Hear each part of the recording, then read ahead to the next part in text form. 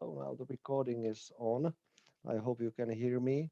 And I just will say once more, good evening. I think that we are in the same time zone. So it's evening for everyone. Lindsay, is it correct? Is it evening also for you? Yes, yes, here in Madrid it's evening. I am night owl, so I set up the Coach Cafe for the evening. But with Soren Holm from Sweden, we had morning coffee, which was quite difficult for me, but it Mm. went very well. And now we have a new guest for the opening of the discussion, which is Lindsay Nixon. Welcome, Lindsay. Thank you. It's great pleasure to have you here tonight. And as I mentioned in the beginning, we are meeting, or I didn't mention it exactly, but I can repeat it. We are meeting or having this chat almost every month, and I'm trying to keep the rhythm of first Thursday of the month for English version of Coach Cafe, and third Thursday of the month for Czech version of Coach Cafe. So this is the rhythm I am almost always keeping, and if there's a change, I'm announcing it. So welcome to this English version of Coach Cafe, and I just would like to remind for the beginning that it should be, or I hope it will be, a kind of an open space for discussion about coaching matters, and I hope that it's nice to have an opening guest or guest with some kind of an experience she could share with us. And I, of course, have the first question, but then the rest is on other participants. I hope that few more will come, but we could start with Lindsay. I'm not saying too much more. And maybe, Lindsay, if you'd like to say a few words for the beginning about yourself, maybe it could be nice start.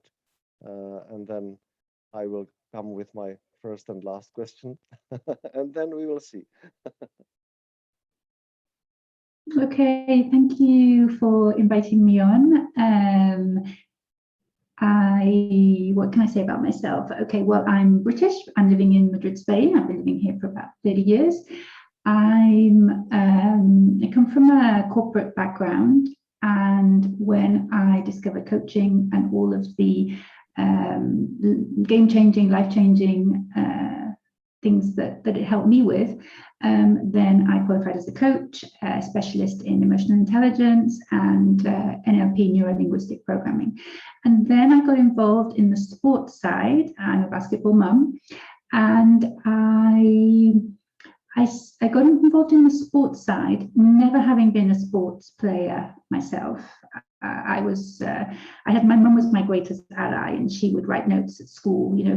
Lindsay's little toes hurting. She needs to go and study in the library rather than doing PE on a frozen hockey field in the middle of winter. So I'm not actually a sports person myself. However, because we are people, either on the field or in the boardroom or in our living room, the same emotions, the same feelings, the same behaviors can show up anywhere. And so that's why coaching techniques can really help. So how we show up in one area of our lives tends to be how we show up in others. Unless we have specific training, so we're able to channel energies in certain ways, depending on the situation. So that's a little bit about me, and I think I might have already answered a little bit about your first question, but I'll hand the microphone back over to you.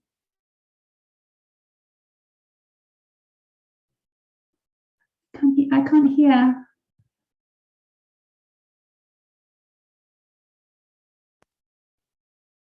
Nothing wrong with that. Can you hear me now? Oh, yes, we can. Sorry, I'm afraid it will be with a bit of echo, but hopefully it will work. So my first question is simple. If we talk about sports, if we talk about sports coaching and mentoring, how those things could help us with our relationships, either in life or at work. And I'm just interested about their experience, and I also am interested in the parents' experience. So it's from my side basically all, and I'll be interested in further questions and of course in your answer first. Okay, thank you. Yes. As I said, we're people, whether we're on the sports field or in any other areas of our lives. And on the sports field and in the sports area, it's actually a great learning playground.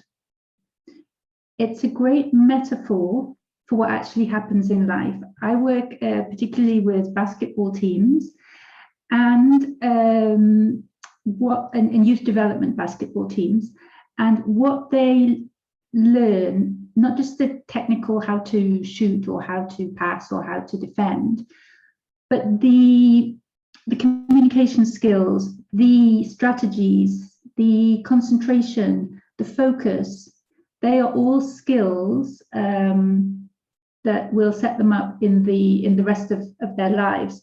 So that is where I feel that if we enable these youth development sports players and clubs to also focus on what I call the invisible training, then that also helps them in their school, in their later life, in their work.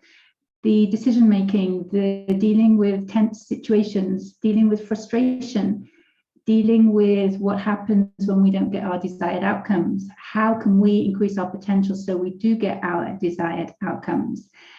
And all of these skills and competencies, what people tend to call soft skills, although I wouldn't really say they're soft, because it can be the core, the hard core of what happens on the sports field. You can, I don't know if you've ever watched a penalty shootout or on the end of a really game deciding, a really important football match. You can often tell by the body language and the look in the eyes of the person who's going to shoot that penalty. Cristiano Ronaldo is a good example of this. You can see the focus, you can see the concentration, you can see that it's just the player, the ball, and the goal. Now that requires a lot of mental, emotional, invisible training. And those skills, those abilities can also come in very, very importantly, like if you're studying for an exam, or if you're in a negotiation in a business area. That mental training, that control of your emotions can be so critical in other areas as well. So that is why I developed a program called MVP, the Most Valuable Player, based on the award that they tend to give in every basketball match, at least. But that is based on the most valued player, normally the ones who's scored the most shots, who's got the most assists, who's got the most points. My MVP program is about the most valuable players. It doesn't matter about the stats, doesn't matter about the numbers. It's who brings most value, and the MVP in everyone's life is oneself. So by using the sports area to develop those skills and the metaphor of sports, we can really bring out all our potential in other areas of life. That connection can be a really powerful connection. We get to know ourselves, our inner dialogue, what's happening when we have to take that penalty shootout, or when we have to take the free throws in basketball, or when we go on to the green to play golf and people are, we've got an audience or not, we're just on our own. What's going on inside our heads? What's this inner dialogue?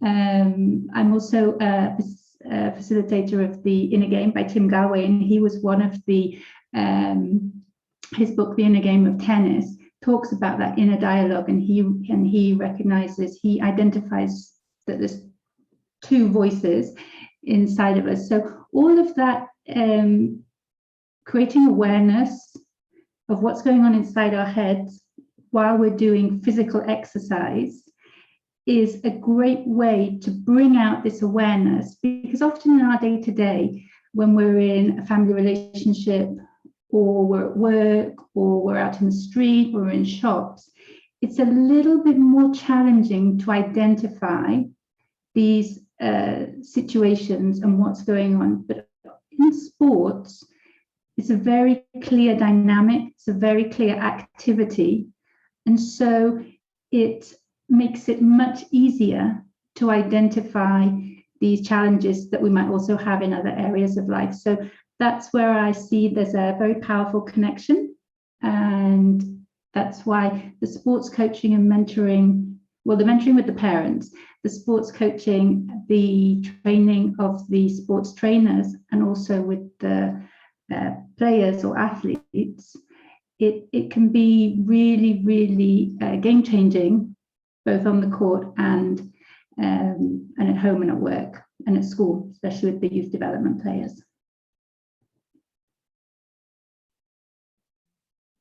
Thank you. And you also mentioned about the parents.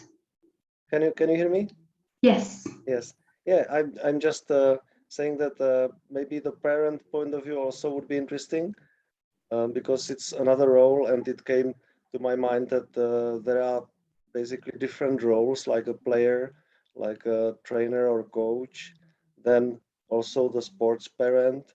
And it's interesting if there is any parallel to normal, I would say, out of sport life, like in families or in businesses, because it's interesting experience. Yes, definitely.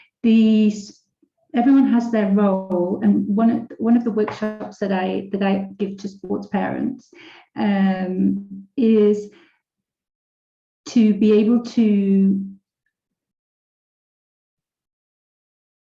step into that role, because as parents, there are different types of parents or different moments in our parenting life but generally, the parents that I've seen and the type of parent that I've been as well, we want the best for our children.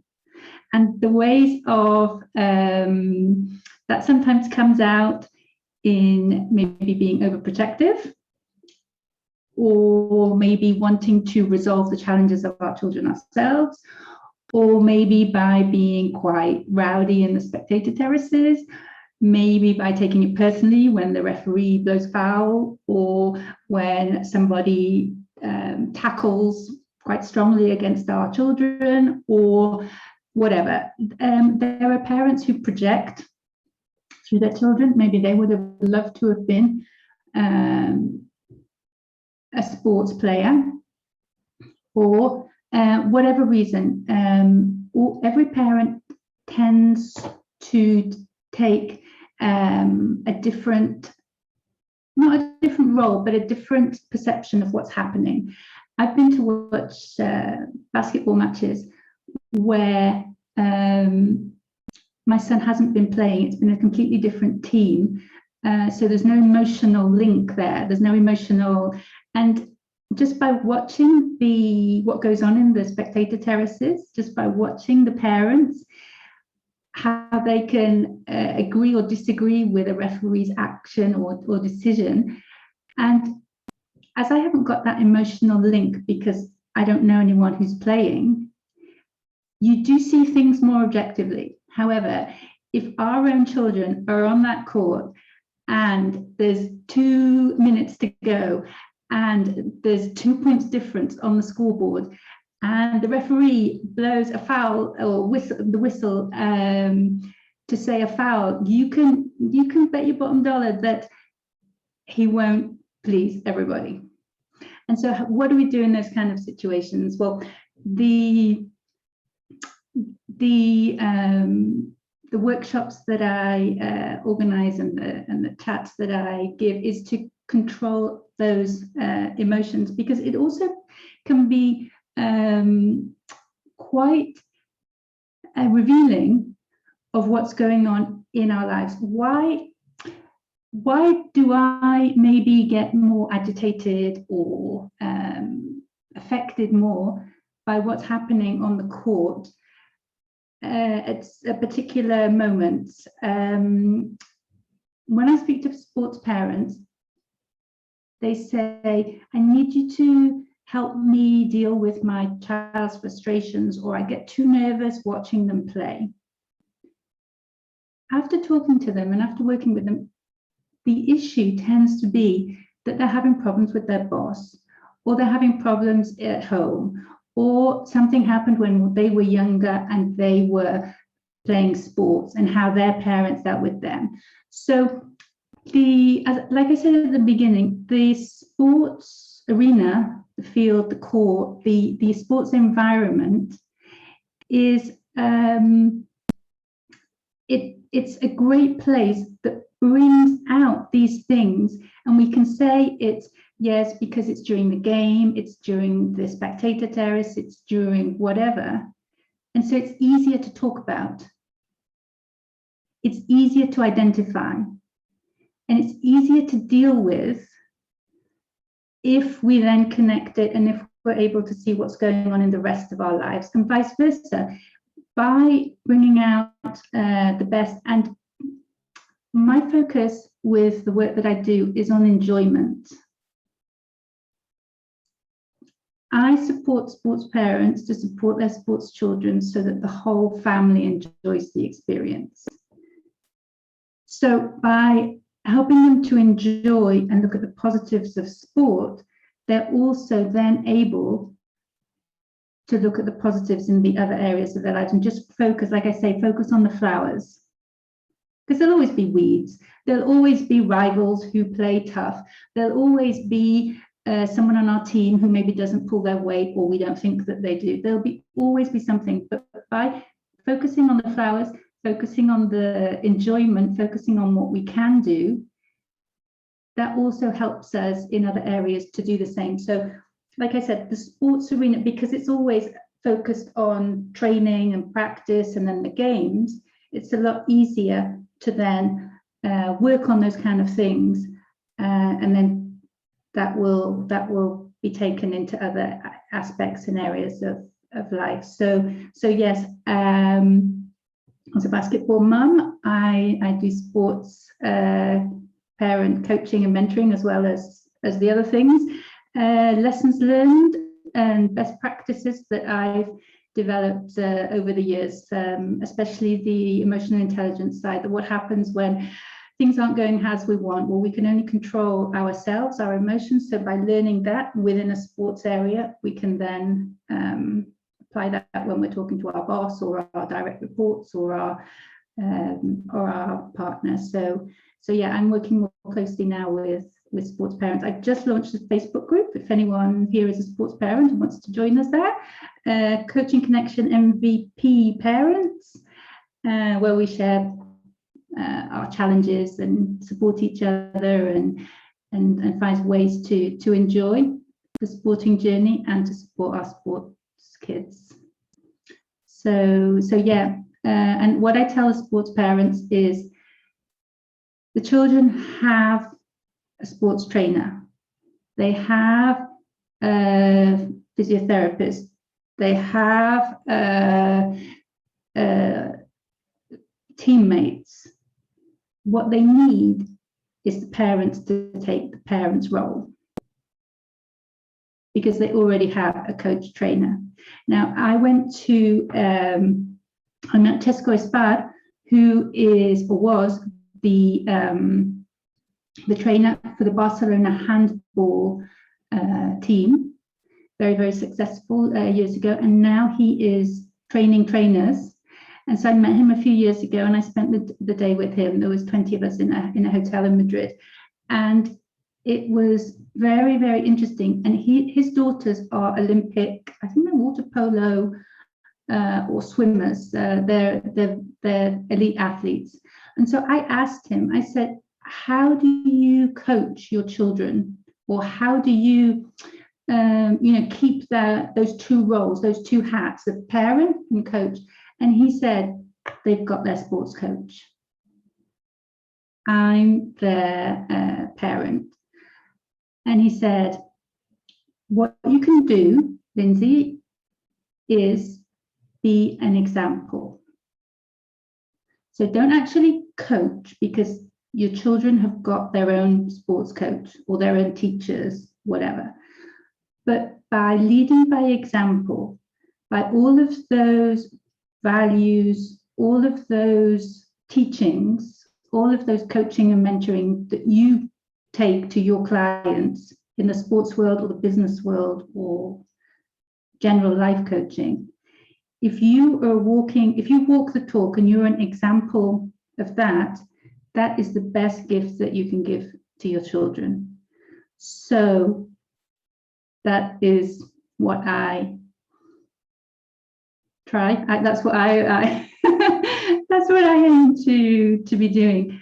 And so then the parents can really enjoy the sports that their children are playing, because they don't, it takes away the responsibility, delegate that responsibility in the sports coaches. That's what sports parents need to do, so that their child doesn't have a sports coach in the spectator terrace, a sports coach on the pitch, a sports coach in the car going home, a sports coach the next day. They need their different areas, and they need to have some relief from that. They need to have a big hug or some chocolate donuts or whatever to celebrate or commiserate whatever happened. They need that love, not to be saying, oh, well, instead of doing this, why don't you do that?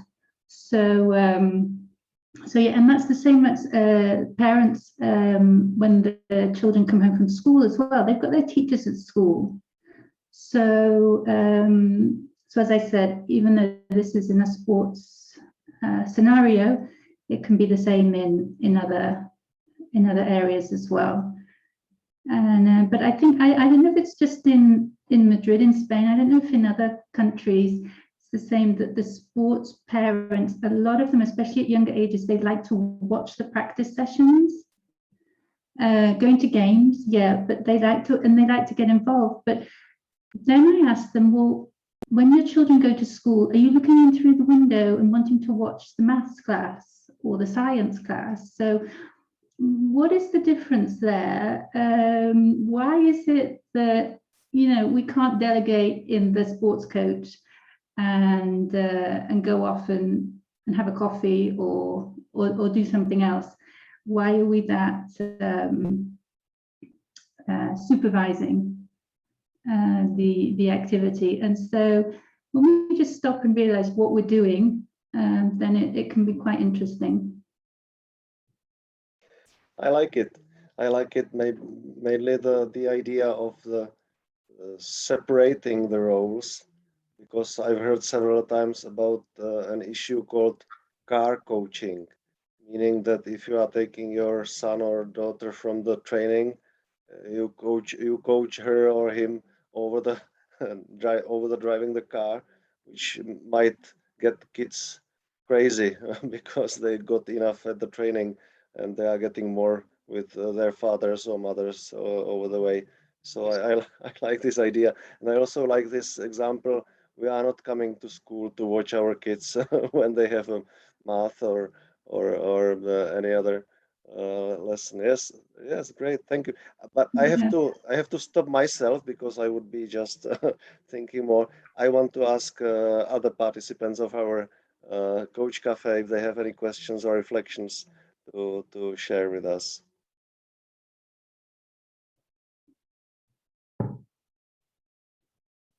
Do we have any sports parents, or do you know of any sports parents who you can share a little bit of experience about, maybe just to start the questions going? Maybe I have a question, because the topic what we discuss right now about parents as coach is I think it's a common topic around the world, yeah. And my question is, from your experience, how many parents are able to change their behavior or stop to be coach for their kids?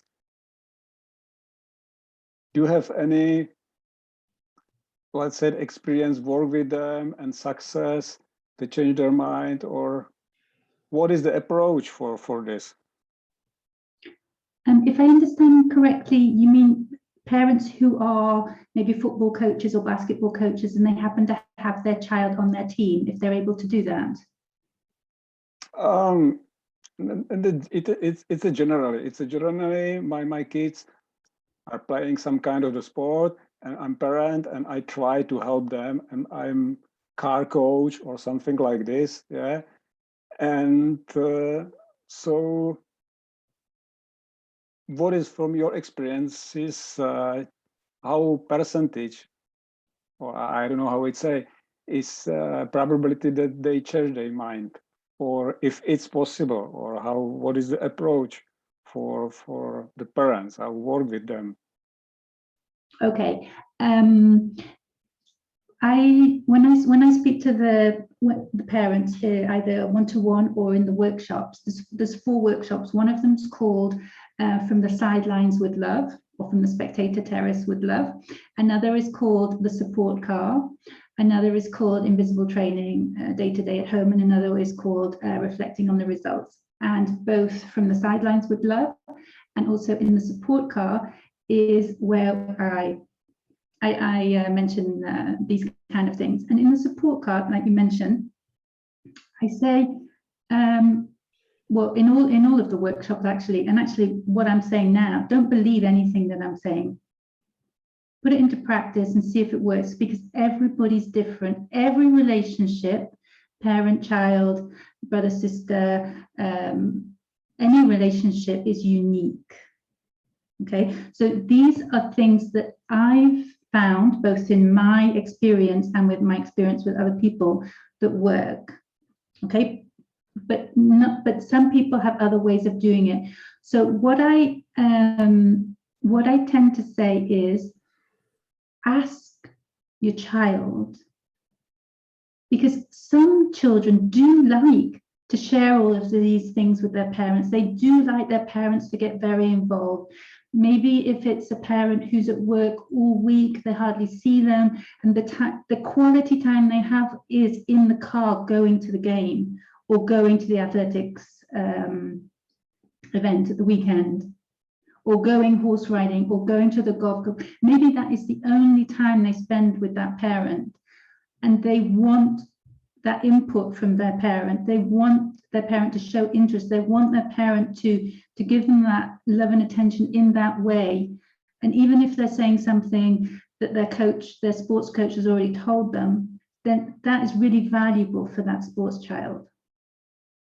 So I'd say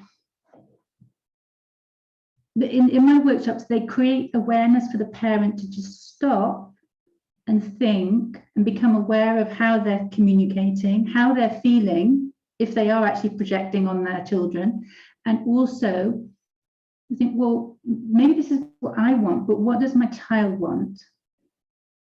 Okay, so am I saying this to make myself feel better, or am I saying it because it's actually going to help my child? Because there's a difference between helping someone and being of service to someone. When we help someone, we're tending to be doing it to make ourselves feel better. And a lot of parents do that. I used to do that as well, still do sometimes. But if we're of service to somebody, there's three basic or 3 questions that we can ask ourselves. Have they asked us for this help? Are they able to do it by themselves? Is it something that they can't do, so we need to do it for them? And is it does it correspond to me to do it because I'm a family member, or because I'm a close relation, or because it's in a work situation and I'm the colleague, or I'm the coach, or I'm the teammate? So those questions give us an indication of whether we're either being of service to someone or we're just helping them to make us feel good. And as parents, we tend to do this to feel better as parents, because we don't want to see our children get results that they don't want. We don't want to see our children in our words, fail, although failure doesn't exist. It's just a result, an undesired result, an undesired outcome. And if that happens, we change something to get a different outcome. There's no failure, there's no error, there's no mistakes. It's just we do something, we get a result. If it's not the result we want, let's do something different and we'll get a different result. Okay, so no judgment. So continuing with your question about parents and how they can do it and whether they are able to do it. First of all, it's becoming aware of what we're doing, and then we're asking our children, you know, can I share what I think about what happened? Can I share my opinions? Ask them, get their permission, which is really ideal to do in any situation with anybody. We need to ask permission to give our opinion or to help somebody, but the majority of us don't tend to. We're like, oh, yeah, I can help. Look, I think you should do this, and this. Well, also, if there's different, because children see their parents as in a role of authority, they're a reference. And so if the parent is saying something different to what their sports trainer is saying, then they have divided, like, who do I listen to? Do I listen to mum or do I listen to my sports coach? So it can put the child in a situation. I mean, I've seen in matches where the sports coach, the trainer. I'm a sports coach in using coaching techniques, but the trainer is the one who teaches them how to kick or throw or shoot or whatever. Okay. The word coach tends to be used in a very wide. I'm a coach with coaching techniques rather than in the sports world, rather than the trainer who shows the physical techniques. Okay, so if this trainer is saying, okay, you need to pass the ball, do this, but their parent is saying, shoot, shoot, shoot, and that's happened. I've heard that, I've seen that, and the child, like, who do I listen to? So what I've found that helps is, because as parents, we want to help our kids. It's an instinct, or anyone who's close and cares about someone, they want to help them.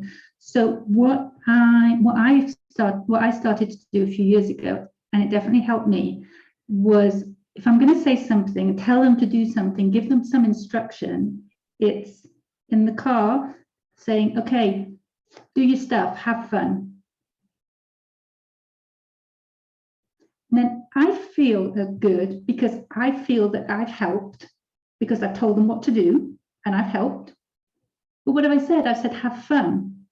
And that's not going to go against anything that a trainer says or anything else. And that's not going to cause any upset.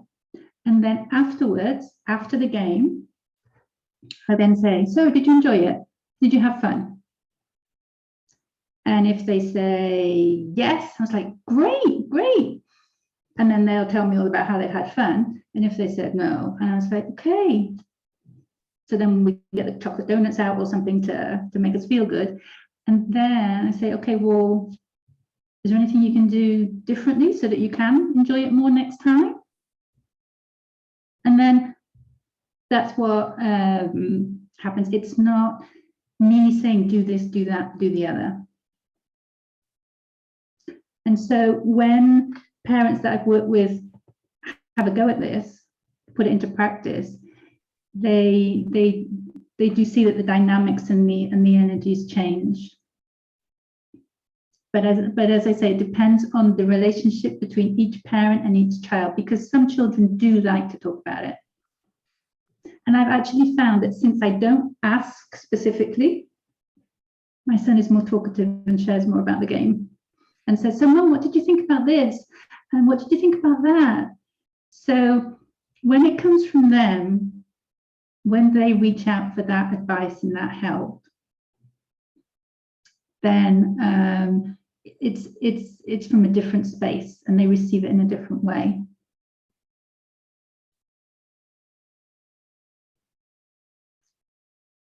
Does that Okay, yeah, thank you. does that help? Yeah. I'm remaining silent. I have a question with regards to your coaching process of the youngsters, sports young people. First of all, when you start with coaching, at what age? But second, how does the coaching process look like, or how does it differentiate from normal coaching? You know, coaching of adults in business and so on.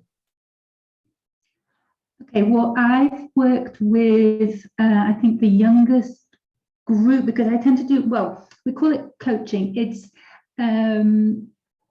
training of how they can concentrate, how they can focus, how they can enjoy on the basketball court. And the coaching techniques are basically enabling them to go on the journey of self-discovery. So through these activities that we do, so that they can, because the coaching techniques that I use are questions or activities so they can find their own answers. Okay, the mentoring side, like with the parents, is where I share, well, this is what's worked for me, how can you do this? And for me, the way I work with coaching is I don't put anything in of me. Through questions, through experiences, through activities, they come to their own conclusions and they find their own answers inside. Okay. Mentoring, I put some of my experience in together with the experience of the other parents, for example, and then they can come to their decisions. And then consulting is where I say, okay, well, in this situation, I would recommend you do this, this, and this. Okay, they're the three different areas of involvement. So coaching with young children, I think the youngest that I worked with were maybe 8 or 9. And we did an exercise, a fun exercise about how to control your energy and how to control your emotions, because emotion is energy in motion. Okay, so what I did was, one of the things that I did was we blew up some balloons, and I said, okay, we've now put all of our energy inside this balloon. What happens if we just let it go?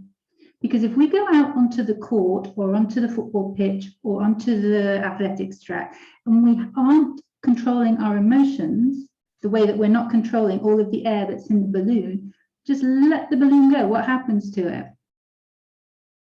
So they did. And what happened to the balloons? All over the place.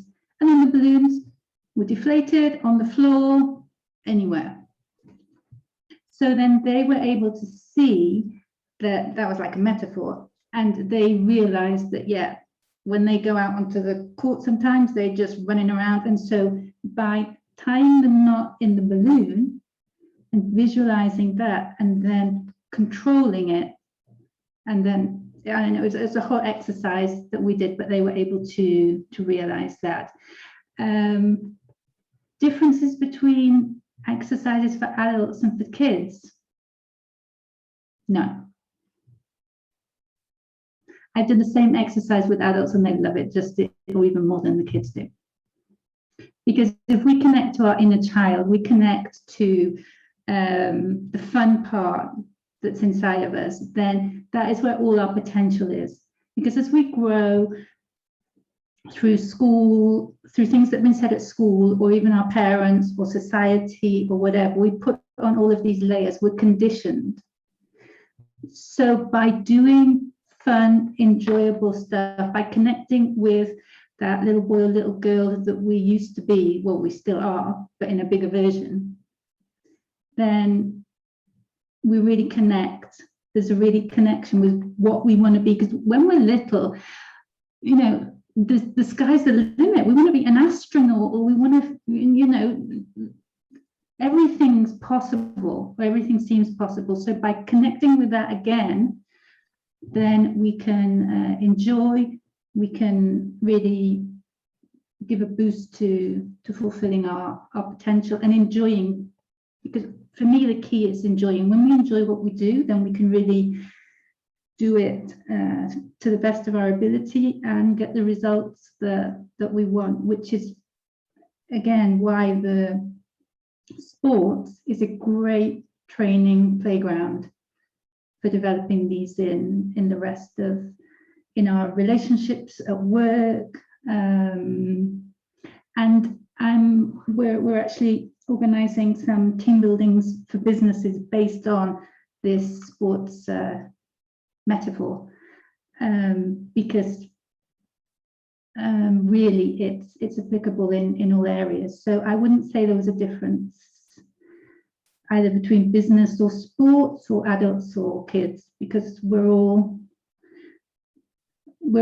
all comes down to the same thing. We're all people with emotions, with behaviors, we're just in different scenarios, and we're either little kids or big kids.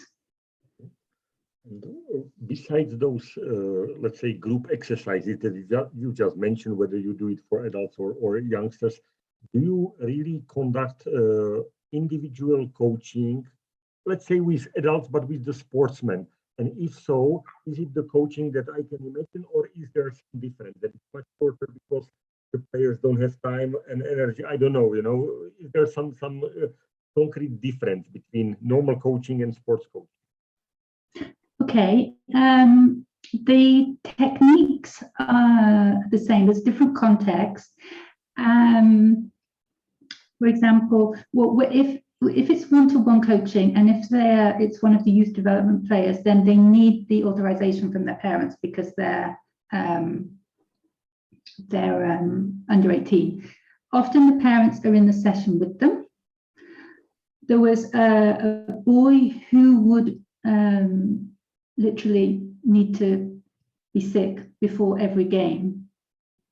And once he was in the bathroom and he was sick, then he was able to play. But there was this, so whatever I do, because I'm not a medical practitioner or a therapist. Okay, so first of all, I said he needs to be checked out, that there's no physical or medical condition. Okay, once that was checked out, then I had a one-to-one session with him, asking him questions, asking him to visualize, well, what would happen if you didn't feel sick? Have you ever done that? Blah, blah, blah. Just a few questions, coaching questions, powerful questions, so that he could become aware. And the next game, he was absolutely fine. I wasn't able to go to the game, but he said, I'm going to dedicate my next points to you. And that was it, just after a coaching conversation, just to create that awareness, and it just clicked. So the coaching techniques are the same, because the coaching techniques that I normally use are just these questions, so that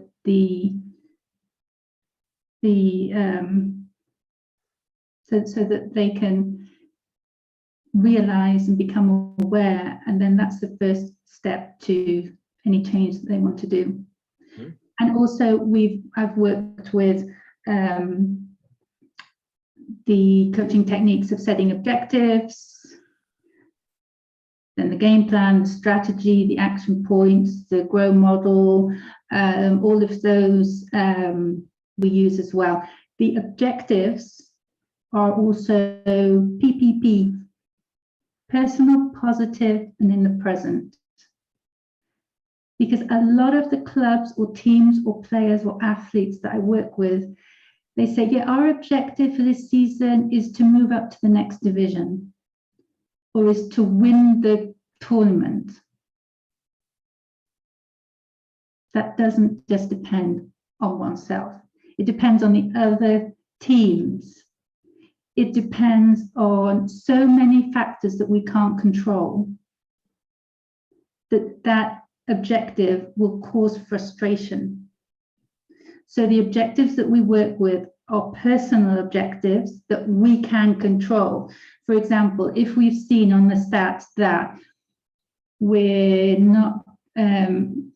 losing opportunities by not getting the rebounds in basketball, for example, or we've got a lot of turnovers, we're losing possession of the ball. Well, an objective would be to increase that, or to work on our defense, or to work on the communication so that the other players on the team know. Now, they're objectives that we can, no matter what the result on the scoreboard is, that we can be responsible for. But winning the tournament is a consequence of that. But there's so many other factors as well. So, but I would use that the same in corporate coaching as well, because you can't control whether someone's gonna like, okay, well, I want to get 10 sales. We don't sell; it's the client that buys. So we can say, okay, my objective is to contact 50 potential clients. That's in my control. That's an objective that I can do. Whether they buy or not, well, the more people that I contact, the higher the probability of the conversion rate. I'll get more clients. So that's why both in sports and in business and in whatever is that it needs to be controlled, something that we can control.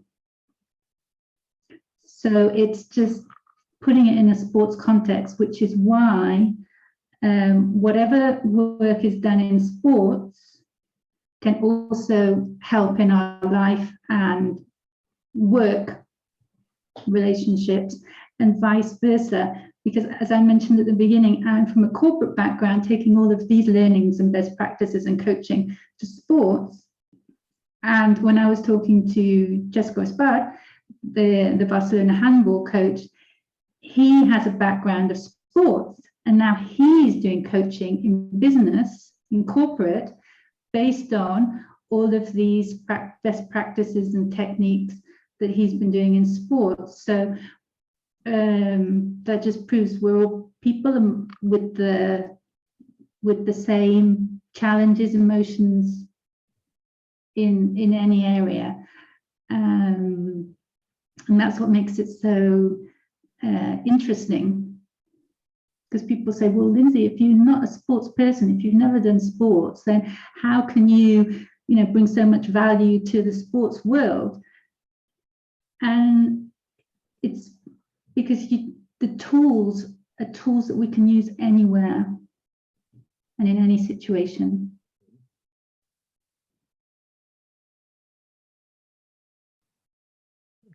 Does that have I answered your question? Yeah. By the way, you said 3P. What was the second P? I forgot. Yes, the 3 Ps. There was personal, so it's something that we can control. Positive. So if someone said, yeah, my objective is to stop smoking, that might have a positive impact, but it's not a positive objective. So the positive objective, the way of phrasing it would be, I'm going to have healthy habits. Okay, because the mind can't deal with no's. It has to create to then get rid of. Because if I say, do not think of a black cat,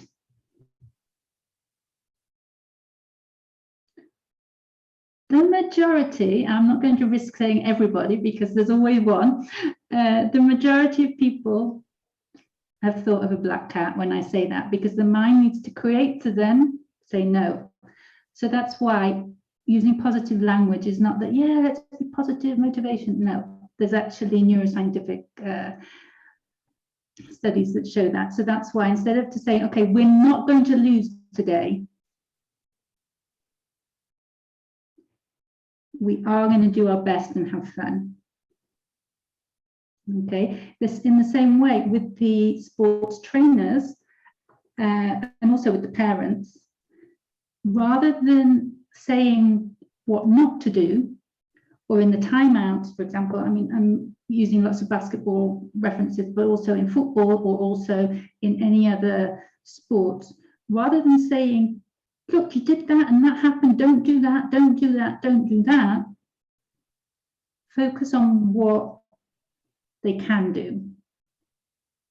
Okay, and the same in at home, the same in a business meeting or a strategic. Don't say to the client this, don't say that, don't get nervous, don't do this. Well, the person's head is just going to be full of all of these things, and they've got all of these negative things on the radar. So by focusing on what we can do, really helps shift the focus and the energy and the dynamics.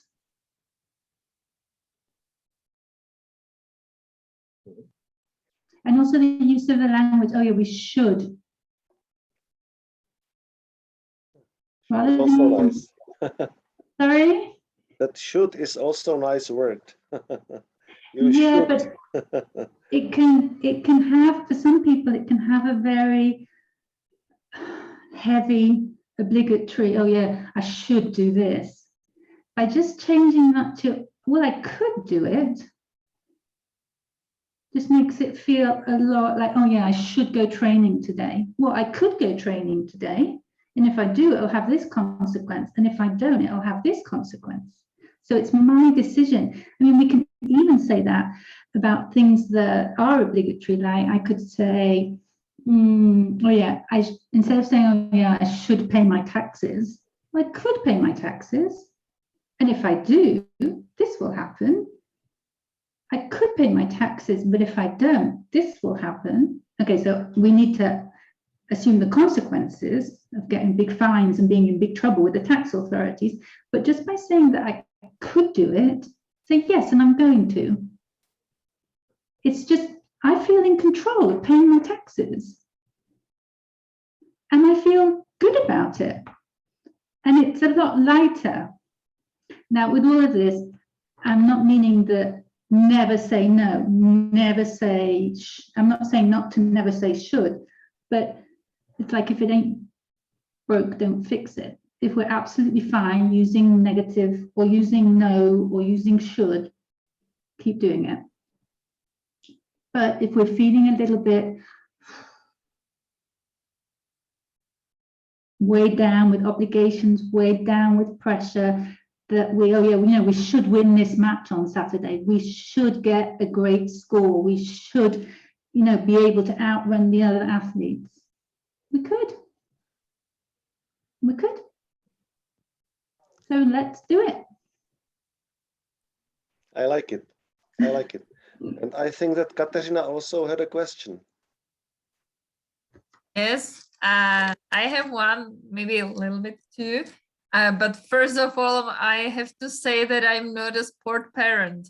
I have two children, two girls, but no, none of them do some sport activities except some dancing or something like that. But I have a question for you. Do you deal more with the team as a whole or with individuals and their parents? Both. At the moment, the focus is on working with the individual trainers and the teams as a whole. Mm-hmm. Then if any specific case comes up, I work with that as well. The idea of the team, when I do the team or group dynamic, it's actually for each individual player to work on themselves, but the dynamic is actually I'm with all 12 players or with however many players. Yeah. But each one works on themselves individually. Mm-hmm. Mm-hmm. Yeah, I see. Because I find sport area in general, it's a very competitive area. And my question is connected with the competition in normal life. How do you help people to accept defeat? Because you talked about defeat before, So how do you help them to really accept defeat? Because Okay, I love that question. problem Thank of you. all children. That's a great question. It depends what we define as defeat, because my philosophy is that this defeat or failure isn't, it's a name that we give to something, but it doesn't actually exist. It's just an undesired outcome. So by taking away that judgment, it's just, okay, I wanted this to happen. It didn't happen. What is in my control, or what can I do differently so it does happen? And also, by whether we call it defeat or undesired outcome or whatever, there's always an emotion attached to it, which is either frustration, anger, deception, sadness, whatever, yeah? So by focusing on the action, on what we did or what we didn't do, we create that emotional distance so we don't take it personally, or it's less painful because it's not personal. It's the same with when we give feedback, both as a sports trainer, as a parent, as a boss, whatever. When you give feedback, if you concentrate on the action rather than the person, it's a lot easier to give that feedback, and it's a lot easier to receive that feedback. And it's a lot more probable that something is going to be done about that feedback. Instead of saying, oh, you're a disaster.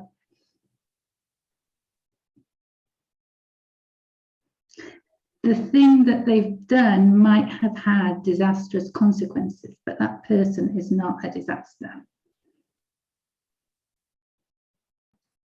We're talking about their behavior, not the essence of that person. And it's the same. The first step is to be aware of how we talk to ourselves.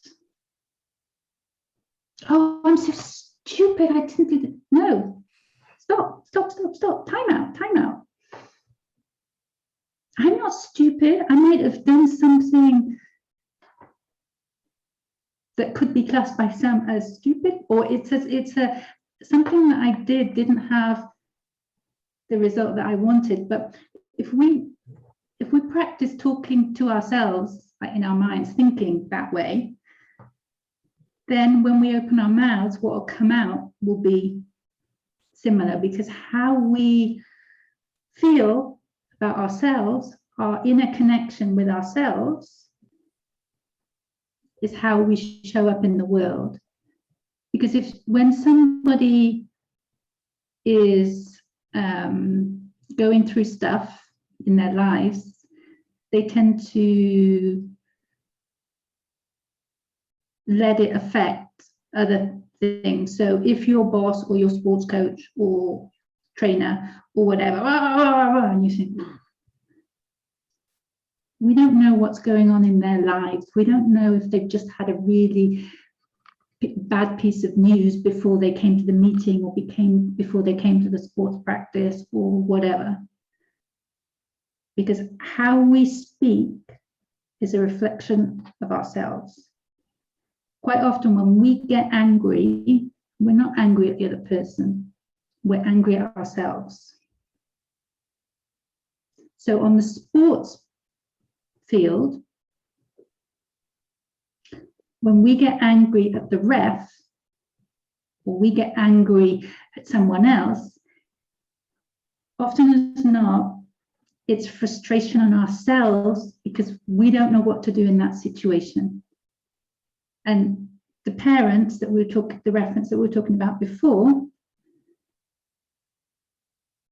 often, sometimes, so I've been told, some parents shout. Some parents, oh, you tidy your room. Because we're frustrated with ourselves that we haven't been able to help our kids to be tidier. Or it could be that we're not tidy ourselves and we project that out. So often when I go to sports events, I tend to watch the audience almost as much as I watch the actual event, because I love to see how people react. And I could actually identify those people who've got challenges or issues in their personal relationships or at work or whatever, and those who are balanced and at peace. And the majority of us have got loads of stuff going on elsewhere, and that's what comes out at a football match or a sports event. Because actually, I read some articles that when there's something big, a crisis going on, people tend to follow sports more, because they can identify with the team, cheer the team on, become part of it, and also share their win. Excuse me. Which is why people tend to go so crazy when their teams lose. Excuse me.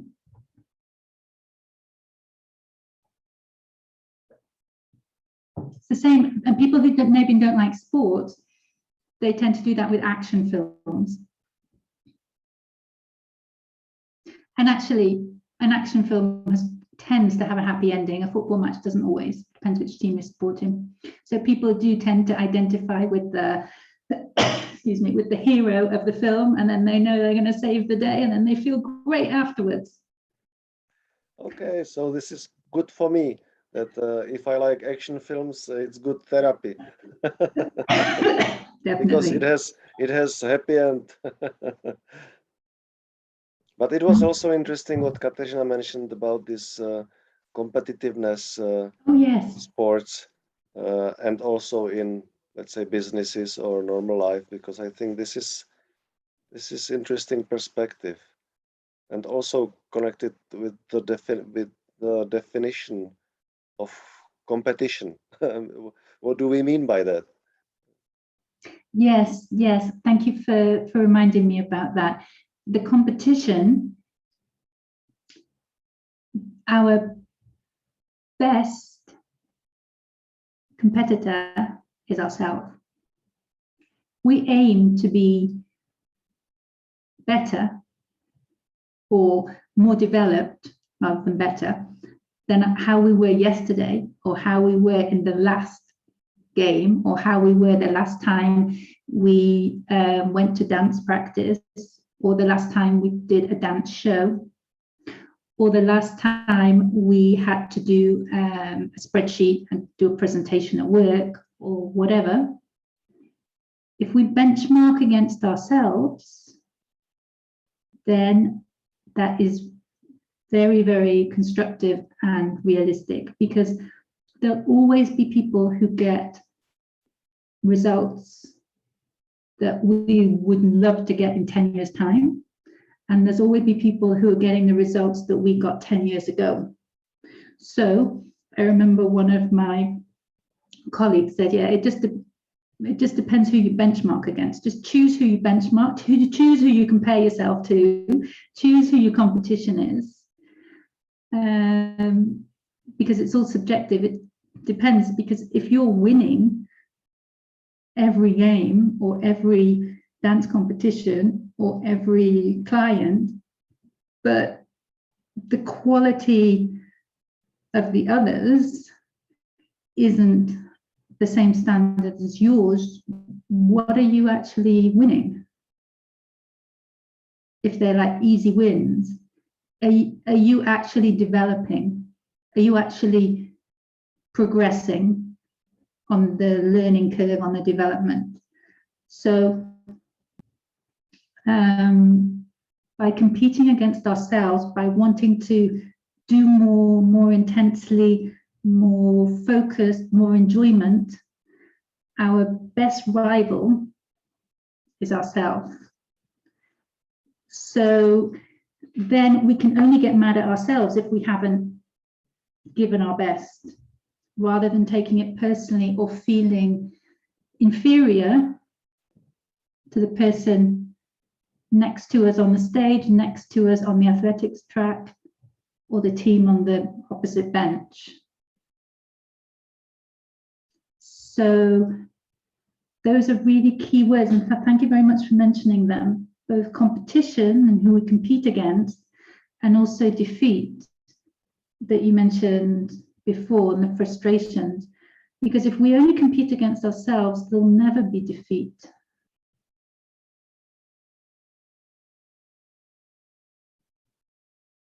There'll be results that we want, or results that maybe we want something different, and it's in us to do something different to get those results. And so it takes away the emotion of comparison, of inferiority, of whatever. I mean, we might be having a bad day, so we might be doing things and getting results a little bit less than we got yesterday. But that's okay. And when that happens, like I mentioned the chocolate donuts before, we just need to pamper ourselves. I mean, what would we do with our best friend if our best friend was having a bad day or just dropped a bag of eggs or something? We wouldn't shout at them. We say, oh, no worries, no worries.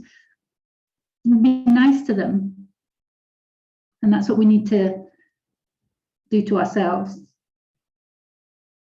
and our children and our colleagues and our bosses. But most importantly to ourselves, because how we treat ourselves, because if we're okay, then everyone around us is okay. That's why, as I mentioned at the beginning, the MVP of your life is you. You're the most valuable person. You're the person you can count on 24 hours a day, 7 days a week, however many weeks in a year, however many years in life.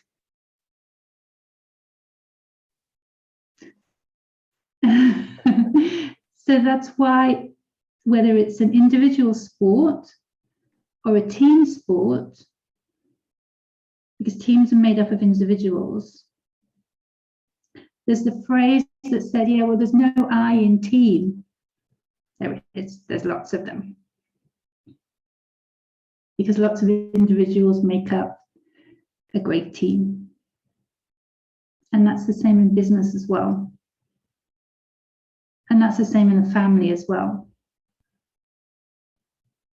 And that's the same in society as well, with our neighbours, with the people who we go to when we go to the shops, the people who we see when we walk down the street, the people who we see on the television.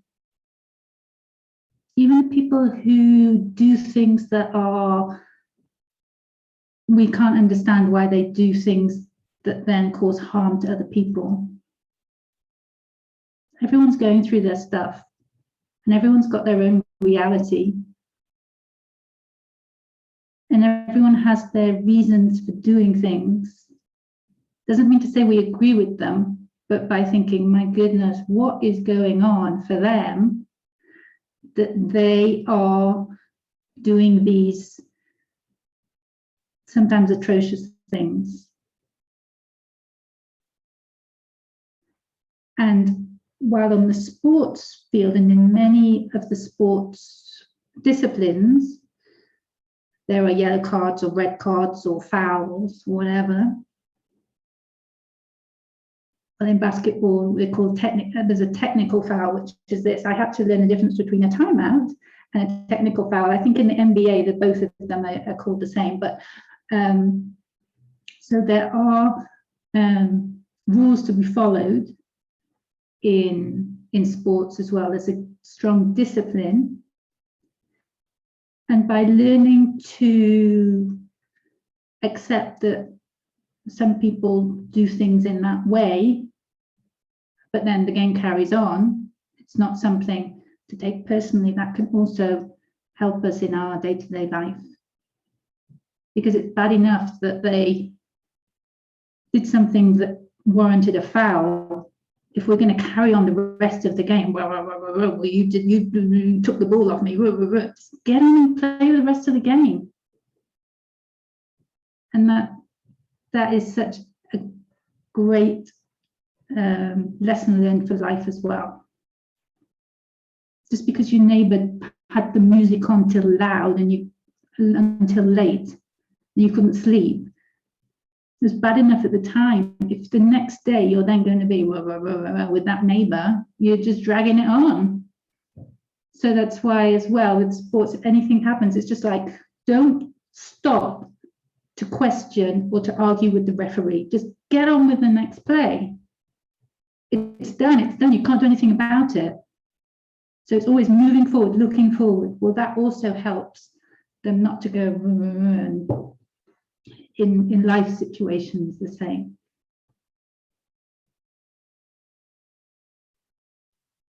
Yeah, I think that it's similar to saying living in the past, because what happened, it happened.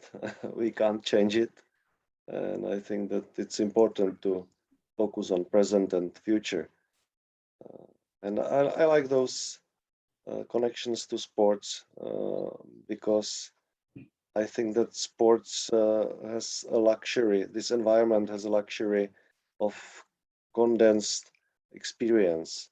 And I sometimes use this comparison for teams because, for example, if in the business team there is somebody who is not, if I can say, playing with the rest, in the sports environment, the rest of the team would kick him in the ass. But in the business environment, he or she can remain in the team many months and nothing happens. And I think this is a good challenge for the manager or leader of the team.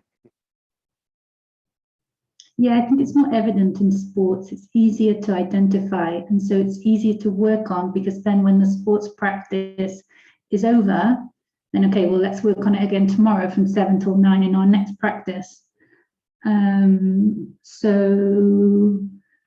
So yeah, I would actually say, and I have recommended to some of my coaching clients that who don't do sport, that they take up sport, and then what comes out through their playing of sport are things that then they can work on, and it's camouflaged as, oh, well, I'm working on my sports technique, I'm working on my frustration on the sports court, but I'm also working on my frustration in the meeting room. But to actually say, oh, I'm working with a coach because I get frustrated in meetings, is a little bit more sensitive and maybe a little bit more personal, and maybe we don't actually want to talk about that.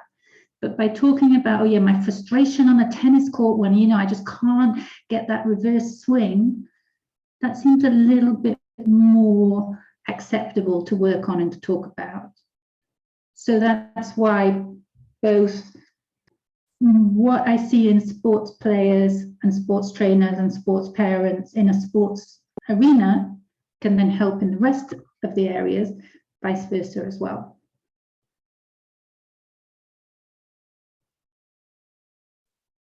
Thank you, Lindsay. Any other question or comment or reflection? Because I'm watching the watch. Oh my goodness, the time's flown. Yes.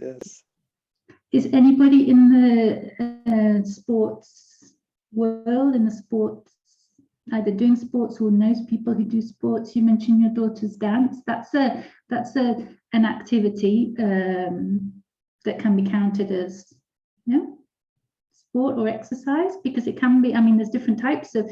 I mean, it's an exercise. It's a physical exercise. It requires control over our physical movements. I don't know if they do competitions or, but it's a different scenario to in a school or a business. So you find that helps them by going to dance? They do some kind of rural dancing or folk dancing in a village or something like that. It's very nice, and it's less competitive than the other kinds of dances and Latino American, etc. So I prefer this because they work as a team and they have fun, they have enjoyment there, and that's much more important for me and for my daughters as well. Fantastic.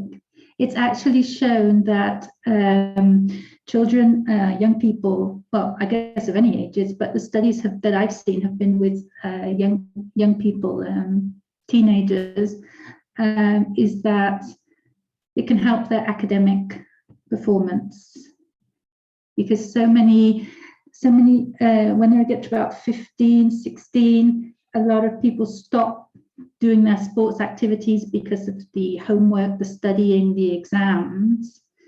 And it has actually been shown that it can help academic performance, because it gives them that change of scenery, that rest.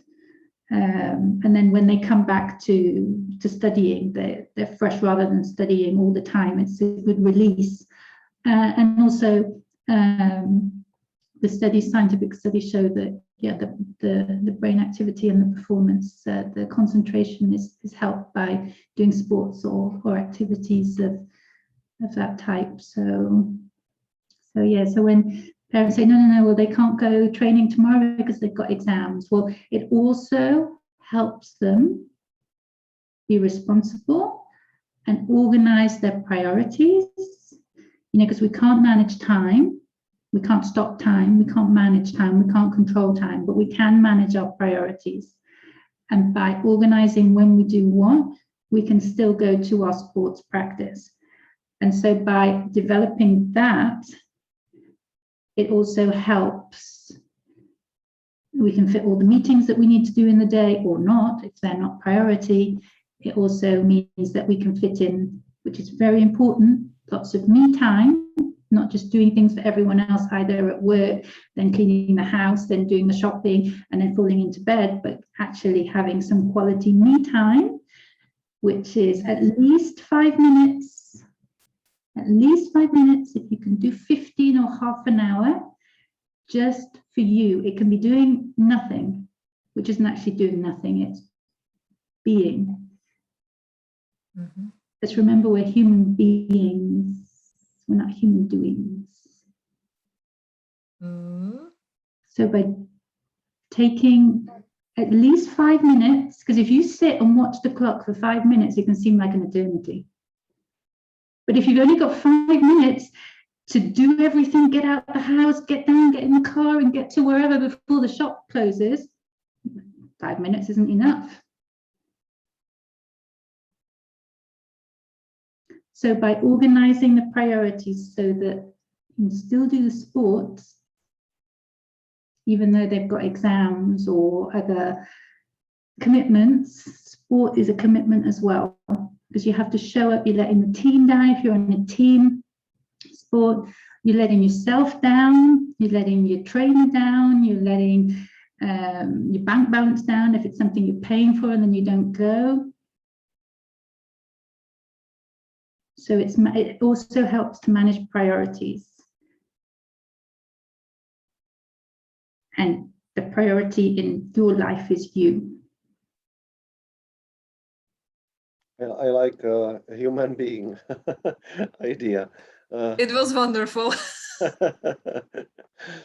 Thank you.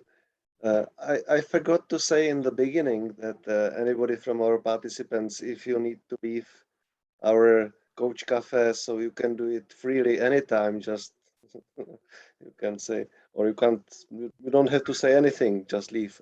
But still we have a few more minutes, so if there is any other question or reflection, I'd be happy to hear your voices.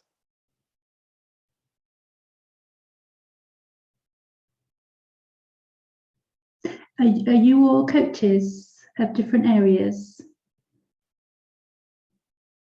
Anybody a coach here? I am. Yes, I am. Okay. Okay. And have you felt that maybe it's helpful, the parallels with sports? Have you worked in that areas before, and you found it, or how have you found it? Look, I never coached anybody in sport area. I'm actually thinking about it just for fun, because I have daughters who play some sports and I also play and so on. So just to help a little bit rather than to make business out of that. In business coaching, I very often use the parallel from sport, because this is very similar. This is very similar world, you know, a lot about energy, about winning, about losing, about all that. So I have to say that sport is very good parallel for business life. Great, great. Yeah, definitely. Okay, so I was trying to coach. Sorry? I'm sorry, Broniek. no, it's okay. It's your turn. It's your turn. No, I want to just say that today topics is interesting for me, because part of my coaching activities is also the sport coaching. Yeah, so there is a lot of questions. Yeah, that can be discussion to all night. But I also agree generally that what I learn in sport, I can use in the business, in the life. Not only the habits, but especially the mindset. And my, let's say, the specialization or sports, what I'm concentrate on are generally, let's say, the adrenaline sports, because I'm doing the motorsport. And there are two aspects. One is what we discuss, which is how to deal with the losses and the victories. What is the mindset? And second one is the risk factor. I don't know how it's say, because it's dangerous. You are deal with the basic function of the human, that the fear and all these things. And so if there is the combination, it's quite challenging environment for the development. Yeah, so yeah. Wow. Yeah, the motorsports aspect is the fear that you mentioned is actually a real fear, because it's dangerous. Yeah, that's this is the interesting for me, because it's something the life on the edge. Yeah. And the same for the high climbing or for the similar sports, that you are dealing not only with, okay, will I win the race? And there is also, will I survive the race? Yeah, so, but when I talk about this topic with the team, he told me, what we are thinking about, you are just enjoying, you are not going to race to kill myself, yeah. So, but yeah, it's still there, yeah. Still this idea, and so I think this kind of sports are a little bit higher level than standard sports.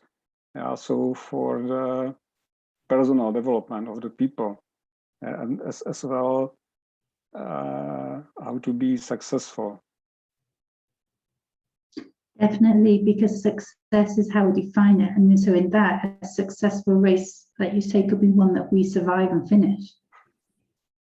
And this is really interesting, because there's a lot of fear in fear of failure. Yeah, what we were talking about before, fear of defeat. Now, would you say that the people in the motorsports, because the fear, the danger is real, the fear is real, does that help them deal with these other types of fear which aren't actually life-threatening, seen as though some aspects of what they do can be? Does it put into perspective other types of fear? Because that would be really interesting to develop. Because if I feel frightened about, I mean, I have some players who train really well, but on game day, they're blocked, they're paralyzed with fear of having to, you know, fear of failure or fear of people watching them. But the body response or the mind's response is that there's some kind of danger. Now, while you're talking about people who are doing motorsports and the fear, there's a real danger, that probably puts into perspective all the other types of fear. Have you worked on that with them? How does that affect? It's a good question, because it's a simple when you have the fear, and if you are paralyzed, it's a really dangerous situation. Yeah, so most of the people, okay, it's about the performance. Yeah, so decreasing of the performance in this situation is much higher than when you are paralyzed on the football court or on the tennis court. Yeah, so and I think this is the key point in this kind of the sport. Yeah, the deal with the fear, and because it's the most important or most intensive the feeling or something like this. So if you are able to deal with this, it's solved. It's not about, generally it's not about the basic loses in the game in the race. It's about okay, how can I be the fast, and that's all. Yeah, but okay, there are the different kind of the races. Yeah, so races, they are the safe, and then you have the different kind which is really dangerous. Yeah, so I think the mental strength to understand the situation, understand myself, the focus, especially on what are you doing, concentration and all these things are the most important than in other sports. Yes, because there's more at risk. Yeah, I think this is a really interesting topic. It reminded me, because my favorite sport is gliding, and it's also, and it reminded me one sentence who, I don't know, I think it was Valerio Pascotto. We were working with high-performing teams, and he once said, they have a luxury of deadly consequences. And I really think this danger consequence is in fact very rich, because and I have a connection fear with the respect. Yeah, because if I respect from my perspective of the gliding, if I respect the nature and the machine and the other competitors in the air, I am focused. And of course, there is always a fear, but it's a mixture of feeling, and fear is just, I would say, below the surface, but it can be overpowered with the focus and respect. So it's a very interesting topic. Thank you, Bronislav, that you mentioned that. I agree that this, let's say, the transformational, I don't know how we'd say, from the fear to respect to situation, is most valuable output from this kind of the sport. Yeah, so and this is about the real awareness about the situation. Yeah, because if I'm really concentrate, I'm really focused, and there is the respect and awareness. I'm on the edge. I can be the, let's say, the best in the moment situation. Yeah, and it is the same. It's not about if I be better than my colleagues, because it's also technical sport. Yeah, so it's not only about the human performance. So if they have the faster car, okay, this is okay, this target, but my technical limits are there, and so also I need to understand how car is performing or how the conditions are, yeah, and focus on this and not to beat my colleagues or competitors.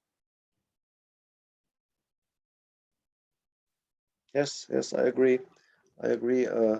It's not about beat all the competitors, but it's about perform my best in this at my best in this environment or in this race, if we say this. Yeah. And that probably helps with the adrenaline, with the fact that there's that element of risk and danger. So the adrenaline goes, and that actually, helps us to perform even better, doesn't it? Which is why if we feel a little bit nervous before we give a business presentation, or before we go on the field or on the track or on the race or whatever, it actually improves our performance. Yeah, but there are extremes. I don't know if I would do motorsports. So I would love to drive a rally car. I don't know about fast Formula 1, 2, 3, whatever, but I would love to drive a rally car. That would be. I think that I would feel it would be like you say, on the edge, of the because you're in control of the car going around the maneuvering. I think that would be that's on my wish list. Yeah, you are right, because I think this is the top from the motorsport regarding this discussion what we had. Yeah, because you are driving in the forest, very high speed, especially, for example, the Finland rally is there is a lot of horizons and maximum speed, and this is only about the trust in your not experiences, but trust in yourself and in your car. Yeah? And so I think the trust is also trust in myself is one of the important things. Respect, trust in myself, in my inner eye, and yeah.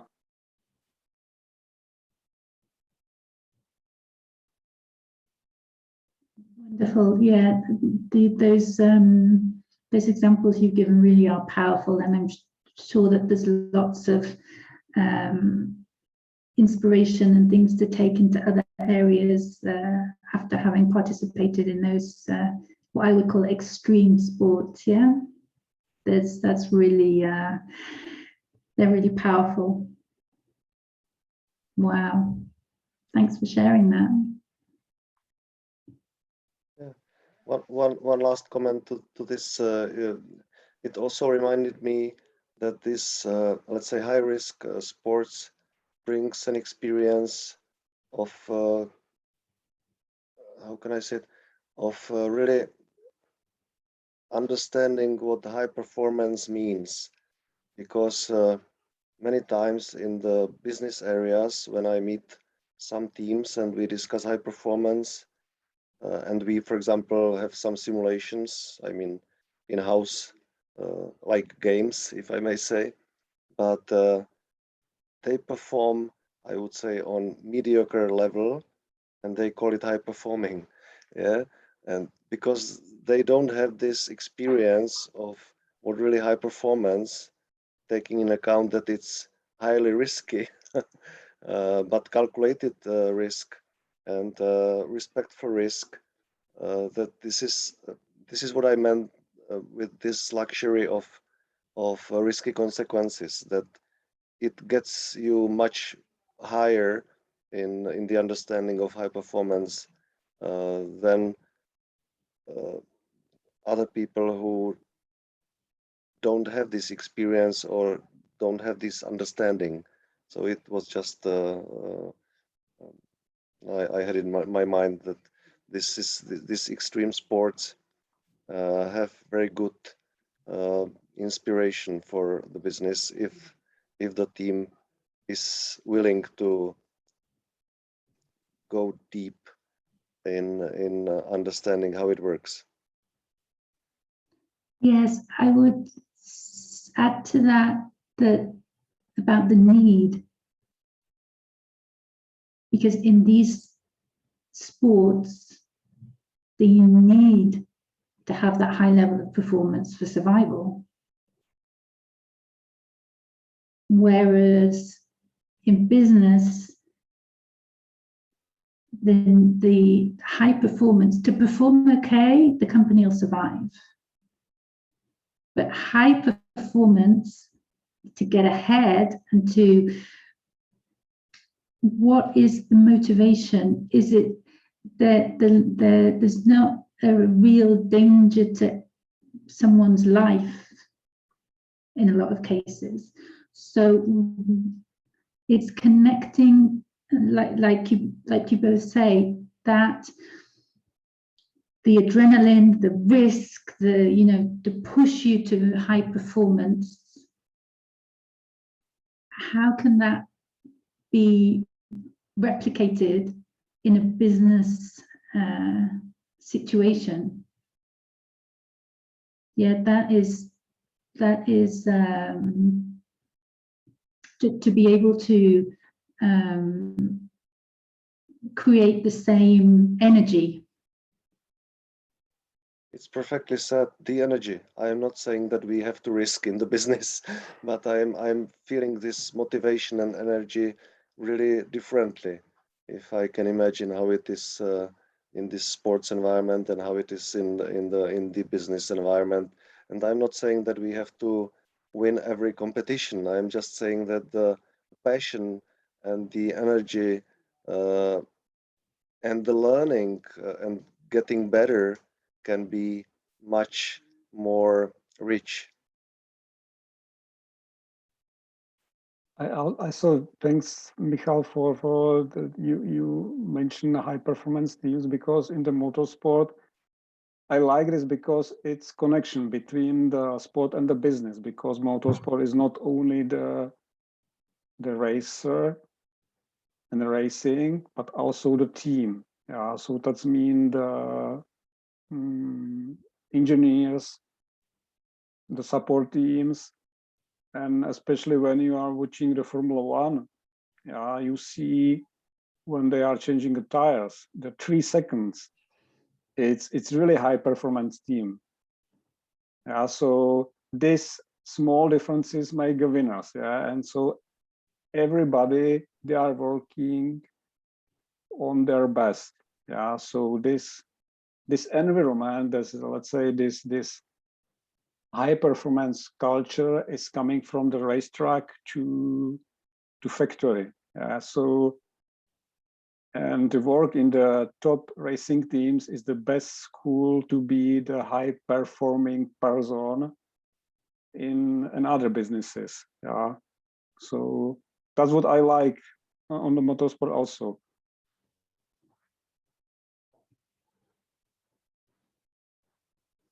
Yes, there's a lot of moments of critical team cohesion. I'm just wondering, how sustainable is that in everyday, day-to-day business? Because this is like you mentioned Formula One, it's once every 2 weeks, or depending where they are, if geographically they do it once a week.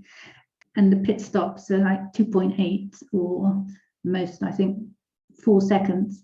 But how can that be sustainable in a 40-hour working week or whatever? I guess no, I'm taking it to the extreme now. But in crucial moments, yeah, like in a negotiation or when you have to get something by a deadline, that it's crucial that things come together. So yeah, they're great examples. Thanks. I think it's not about that you perform the tire change in the 3 seconds. Yeah. 1 per week or 2 per week, but it's about approach, about the cooperation. Yeah? If you see the slow motion, how they are working together, this performance is result of what they are doing. Yeah, so it's absolutely perfect organization, communication, everybody trying their best, and this is some kind of the habit which is finalized during the action, I don't know, tire change or design of the car or something like this. Yeah, so yeah, I think it's about the mindset. What you are learning is the mindset, organization of the teams, the culture of the teams, because you see the difference between the winners and losers is not about the money and about the sources. Yeah, this is example is a Ferrari in Formula One, but it's about the organization. Yeah, what is the Mercedes or the Red Bull in this moment? Yeah, so it's about the people, about the high performance team. And what you mentioned before about having to trust yourself when you're driving, it's also in those kind of situations, trust in everyone else on the team. Yeah, yeah. But also it's in the racetrack. Yeah, so when you are starting in the first corner, you have to trust competitors as well, that they know what they are doing. Sometimes not, but in this high speed, it's not time to just thinking about what happens. You have to trust. You have to trust the universe that everything's going to be okay and nobody's going to ram into the side of you. But also it's also is the good the lessons learned from the life, to trust the situation. So the trust that everything will be good, and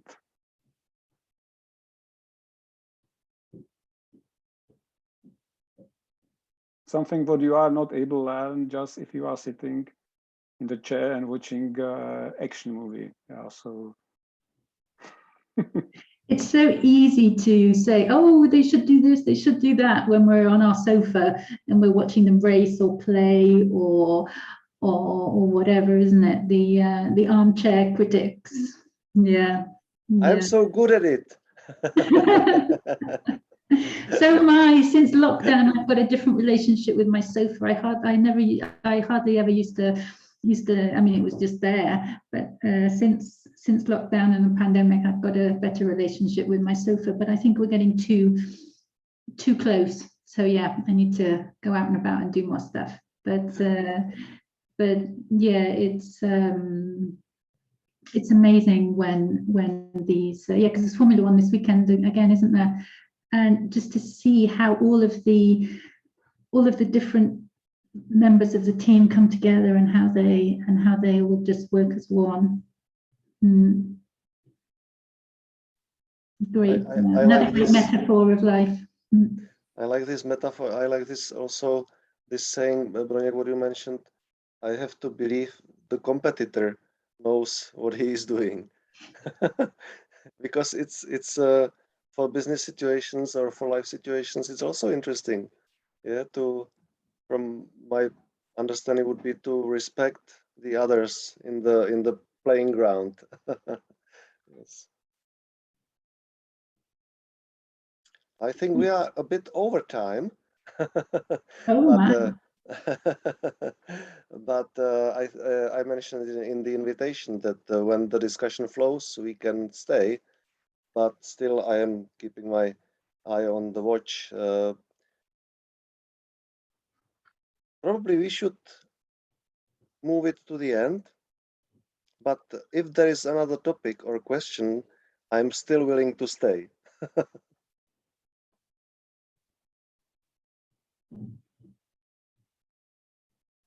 I have to say thank you very much for your views, for your advices, for your great mottos. It was a very pleasure time for me to be here again with Michal, and for the first time with you, Lindsay. Very much. Thank you very much. Thank you for being here and for bringing up such interesting and helpful questions and aspects. Thank you. Thank you for sharing your energy here. And I hope we can coincide in other chats and debates soon too.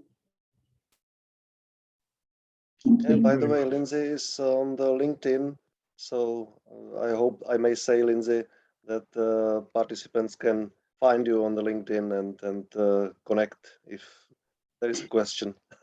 Yes, of course, on LinkedIn, or I do more of my sports, because I wear several different hats. My sports coaching tends to be more on Facebook and also Instagram and Twitter, but more on Facebook now. But yeah, I can be found most anywhere. Either as Lindsay Nixon at Lynn_Nix23, and my brand is Coaching Connection. That's with an X and just one N. So it's coaching and then connection with one N and an X. And if there's any sports parents who want to join and share experiences in the Facebook group, that is Coaching Connection MVP Parents. That's on Facebook too. So we're looking forward to connecting and keeping sharing all of these enriching experiences that you have to share. Thank you for mentioning the motorsports. That is, yeah, like you said, really high performance and lots of lessons and lots of responsibility, right? Work responsibility is the ability to respond. So to all of these fast moving or challenges or risks or whatever, it's how we respond to them. That's our responsibility. So great, and having fun is key to all of that too. Fantastic, thank you. Thank you very much. Have a nice evening. Thank you, you too. As I said, there is a lot of topics for discussion, but thank you, Michal and Lindsay, for really interesting discussion. Thanks. It was. Thank you, Lindsay. Bye. Thanks to you all for making it interesting. And thank you for inviting me. Thank you. Thank you very Katarzyna. much. Thank you, Pavel. Thank you, Broniek. Thank you, Lindsay. It was a pleasure meeting you again. And hopefully next month. Okay. Thank you very much. Thank you. Bye. I love you. Bye-bye. Bye. Bye-bye. Good night. Good night. Goodbye. Bye-bye. Good night.